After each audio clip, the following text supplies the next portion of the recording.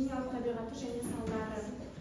Жалпы кіріспе ең алдымен қышқыл жаңбырлар қазіргі экологиялық мәселелердің түрі болып табылады. Бұл құбылыс жердің климатын өзгерту, экосистемаларды бұзу және адамдардың денсаулығына зиян келтіру сияқты салдарға ие. Қышқыл жаңбырлардың негізгі химиялық құрамы атмосферадағы газдардың химиялық реакциялары нәтижесінде пайда болады.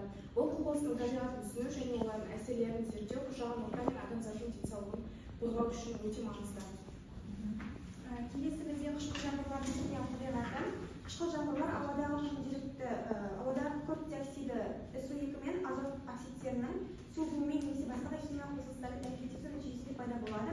Бұл химиялық қосылыстар атмосфераға өнеркәсіптік өндіріс, көлік құралдары немесе тағы да басқа шығындылар арқылы түседі. Күрт диоксиді мен азот оксидтері ауада химиялық реакцияларға ұшырап, күкірт қышқылы және азот қышқылын түзеді.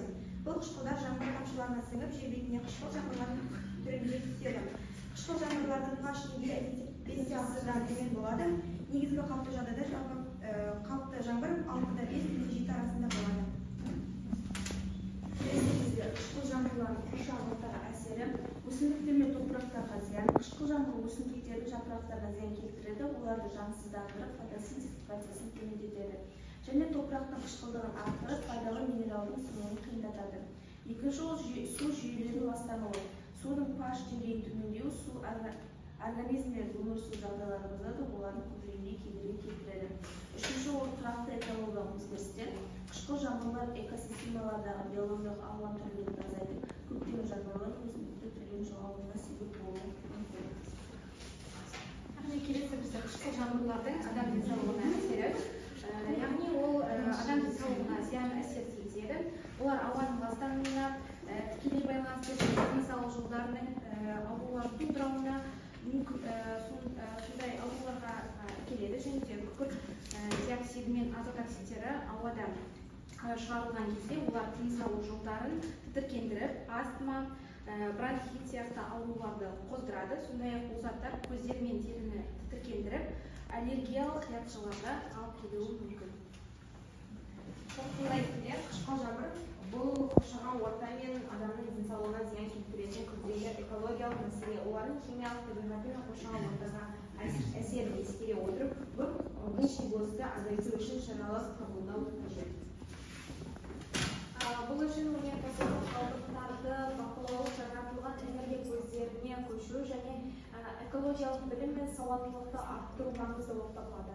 Тек осындай кешенді шаралар арқылы біз қышқыл жаңбырының әсерін азайтып, табиғатты қорғауға көмек көрсете аламыз.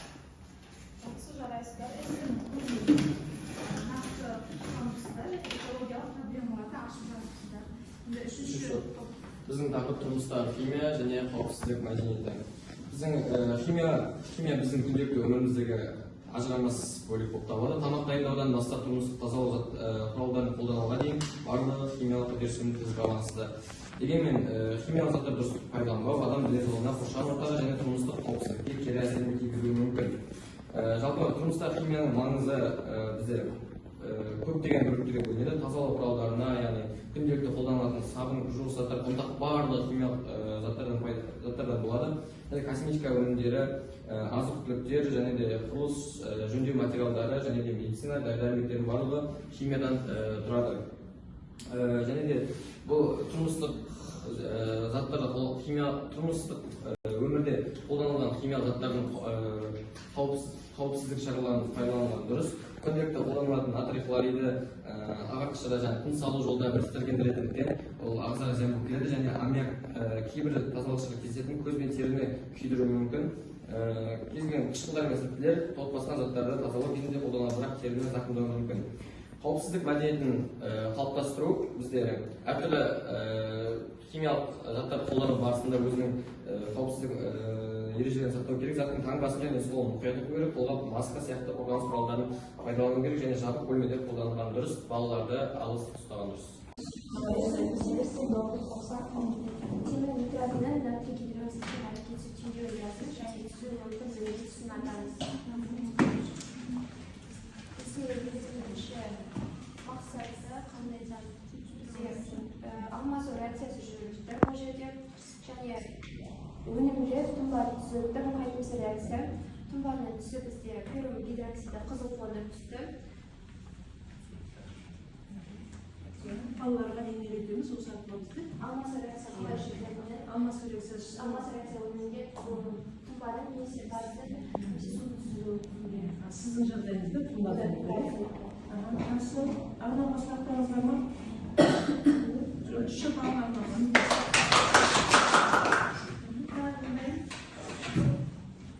Продолжение 5 грамм кальция союз толықтырды қыздырғанда пайда болатын эслоидный газдың көлемі есептейміз. Бұл есепте бізде калий союз белый кристаллды, яғни біз оны қыздырғанда бізде айырылған түсі, бізде кальций оксиді және бізде союз газ бөлінеді. Бізде есепте 5 граммды қыздырғанда бізде қанша газ бөлінеді. Яғни біз бұл жағдайда біз кальций союзын молын табамыз, яғни біз оның жаңа тұрған массаны айырылып массаны бөлеміз. 500-ге бөлгенде бізде 100-150 шығады. Және біз оны қалып жағдайда бізде жағдайлардың стандарты шарттар 0 градус біздің ол қалыптай 20 метр және жаңа берген мольді біз 20 метр кетеміз, біз нәтижесінде 1,112 литр шығады. Және бұл есеп арқылы біз айырылу реакциясын қалай жүретінін және оны моль арқылы қалай есеп шығару керек екенін түсіндіруге болады.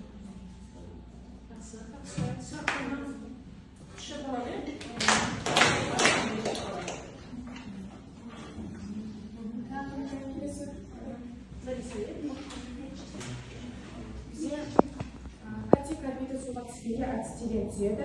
Реакция теңдеуін жазыңыз және 2 грамм катикарбидінен алынатын теоретикалық ацетиленнің массасын есептеңіз.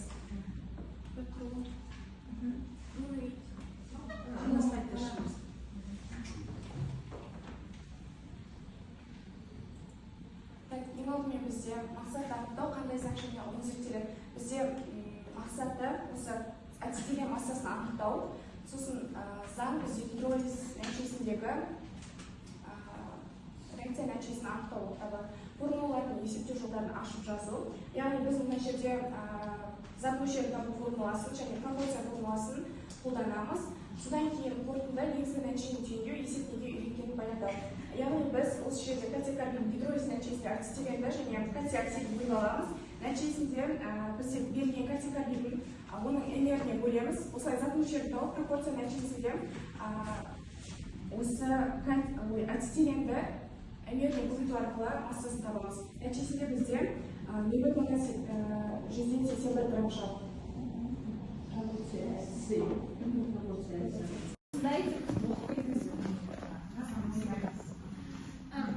Біздің тақырыбымыз химиялық реакциялар және энергия алмасу ісі. Химиялық реакциялар табиғатта үздіксіз жүріп жатқан маңызды процестердің бірі. Олар заттың құрамын, құрылысын және қасиеттерін өзгертеді. Әрбір реакция кезінде энергия бөлінеді және сіңіріледі. Энергия алмасу химиялық реакциялардың өзегі, яғни тірі ағзалардың барлық процестері химиялық реакцияға негізделген. Сәйкесінше кейбір реакциялар жылу бөледі, яғни ол экзотермиялық реакциялар, ал кейбіреулері жылу сіңіріледі, яғни эндотермиялық реакциялар. Мысалы, тамақтану кезінде ағзадағы күрделі органикалық заттар топтарға энергия бөлінеді. Бұл энергия бұлшық жұмысына, жасушаның өсуіне, жүйке жүйесінің қызметінде қолданылады. Демек, энергия алмасу бұл өмірдің қозғаушы күші. Қорытындылай келе химиялық реакция және энергия алмасу табиғаттағы барлық процестердің негізі. Оларсыз өмірдің өндірісі химияда дамымас еді. Тақырыбымыз химия және экология деген эссені. Бұл бойынша біз эссенің мағынасы бойынша тақырыпты өзгерттік, яғни химия ғылымының жаңа экологиялық технологиялардағы қолданудағы рөлі. Ең біріншісі ол бізде осы эссенің мақсаты, яғни эссеміздің мақсаты табиғатты қорғау кезінде экологиялық химиялық әдістерді зиянсыз етіп жасау. Одан кейін оның бізде әдістері жаңа технологияларды қолдану, зиянды қалдықтарды жою және оларды бейтараптандыру, суларды тазалау және оларды залалсыздандыру болып табылады. Енді біздің бағыттары жасыл химия қағидалары, химиялық зерттеу, қорғайтын орта зерттеу және тиімді ету. Ал шешімі бізде қалдықсыз алу, қауіпсіз синтез әдістері, энергия тиімділігін қамтамасыз ету және өнімдік биологиялық ыдырату. Біздің тақырыбымыз жасыл химия болашақтың ғылымы. Яғни 21-ші ғасырда бұл жасыл химияның дамуы алға бастау алды. негізгі әдістері бізде негізгі әдістермен тәсілдене келетін болсақ, алдын ала қорғау және қауіпсіз химияны және энергетикалық тиімділікті дұрысынан қолдана алу. Жалпы бұл жасыл химияның негізгі мақсатына келетін болса, жасыл химияның басты мақсаты химиялық өнімдер мен процестерді қауіпсіз, экологиялық және экономикалық тұрғыдан тиімді ету. Қай жағынан болса да тиімді пайдалана алу болып табылады. Жасыл химияның негізгі көп әдістері, бағыттары көп. Оны жаңағы айтқандай экологиялық, технологиялық, биохимиялық және энергетикалық материал болып табылады. Бұны бәрі түсіндіріп айтсақ, қиын зат сияқты. Мысалы бізде көп кейбір атомдар пайда болады, олардың бәрі сал кетіп толып жатады. Қазіргі уақытта бізде ол киімдерді растворда, кислотада ерте аламыз, бірақ ол өте, наоборот, табиғатқа өте зиян болып келеді. Және қазіргі уақытта бізде ионный жидкость деген пайда болды. Яғни бізде кәдімгі тұздар, сольдік кәдімгі су тәрізді сұйық түріне айналдырамыз. Және сол арқылы бізде жаңағы маталарды соған ерте аламыз. Яғни бұл бізде кәдімгі обычный температурада бәрі оңай ерітіледі. Яғни бұл арқылы біз кәдімгі химияның отходтарын өте оңай ерітіп, оны пайдалы нәрсеге айналдыра аламыз. Яғни бізде жасыл химияның негізгі бағыты ол деген тек қана қайта өңдеу емес, қайта өңдеу процесі кезінде табиғатқа одан әрі зиян келтірмеу керекпіз деген. Осындай мақсатқа асырылуымыз. Себебі қазір көбісі ойлайды, жасыл химия істемей, заттарды қайта өңдеу керекпіз. Мысалы, бір зат шықса, пластик, жаңа пластик бар, биопластик, бірақ сол биопластик істеудің өзі ол қатты табиғатқа өте қатты зиян. Қазіргі шешім, көбінесе шешімдер, ол осы зауыттардан шығатын су отходтарын қайта өңдеп, оны қайта қолдану, ол бәрі белгілі зат. Ауаның ластаудан қорғау, бірақ бұның бәрін айтпас бұрын біз оның бәрін алдын алу керекпіз. Оны ластанғаннан кейін емес, ластанбау керекпіз вообще. Жасамас бұрын біз уже тазалау керекпіз. Негізгі мақсаты осы жасыл химияның қазір. Себебі көп адам түсінбейді тақырып. Мысалы, жасыл химия дейді да, ол просто переработка отходов штаб көп түсінбейді осы тақырыпты. Жақсы, шақылып.